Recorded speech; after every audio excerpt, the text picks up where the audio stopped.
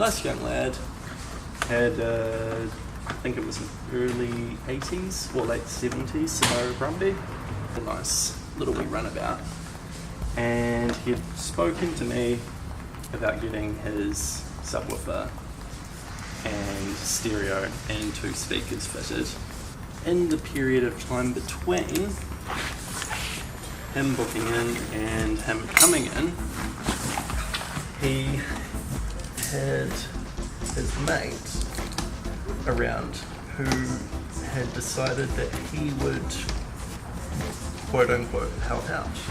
When he brought it into me, there was questionable things done, power wires connected to speaker wires, an amplifier wire run between 2 metal brackets, so if someone sat on a chair, it would basically cut it in half, cause a short, potentially catch on fire if it sparks.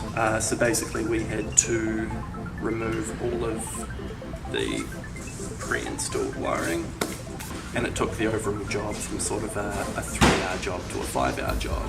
Let someone who knows what they're doing do it, because if you don't, then it's more time for us and more time for you.